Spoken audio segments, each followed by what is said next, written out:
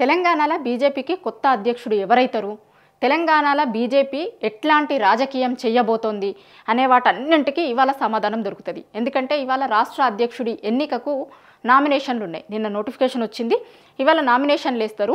ఒకవేళ 2 నామినేషన్లు వస్తే కనుక రేపు ఎన్నిక పెడతారు, ఎన్నిక అయిపోయిన తర్వాత రిజల్ట్ ఇస్తారు.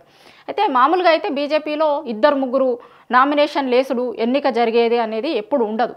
వాళ్ళ హైకమాండ్ ఒకరి పేరు చెప్తుంది, వాళ్ళే నామినేషన్ ఇస్తారు, రేపు అఫీషియల్గా వీళ్ళు ఎన్నికైనట్లు ప్రకటిస్తారు. ఇంకా రేపటి నుంచి ఆయన రాష్ట్ర అధ్యక్షుడు అన్నట్టు.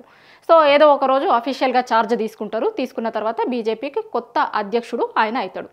సో ఇప్పటికే ప్రధాన ప్రతిపక్షం ఉన్న బీఆర్ఎస్ పార్టీ తెలంగాణలో బీజేపీ కాంగ్రెస్ కలిసి పనిచేస్తుంది. చాలా అంశాల మీద అధికార పార్టీని క్వశ్చన్ చేసే చాలా సందర్భాల్లో అసలు బీజేపీకి సంబంధించిన ఎమ్మెల్యేలు కావచ్చు, ఎంపీలు కావచ్చు, అసలు ఏమి క్వశ్చన్ చేస్తలేరు, కలిసిపోయినట్లుగా కలిసి నడుస్తున్నారు అనేటువంటి ప్రచారం ఒకవైపు ఉన్నటువంటి నేపథ్యంలో ఇప్పుడు అసలు కొత్త అధ్యక్షుడు ఎవరు రాబోతున్నారు, ఎట్లా ఉండబోతోంది రాజకీయం అనేది చర్చ జరుగుతుంది ఇప్పుడు తెలంగాణలో.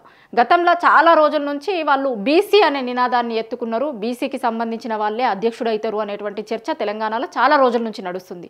సో ఇప్పుడు నిజంగానే చర్చ ఉన్నలాగానే బీసీనే అధ్యక్షుడు అవుతాడా, లేకపోతే బీసీ కాకుండా వేరే వాళ్ళ అధ్యక్షుడు అవుతారా అనేది కూడా ఇప్పుడు తెలిసిపోతుంది.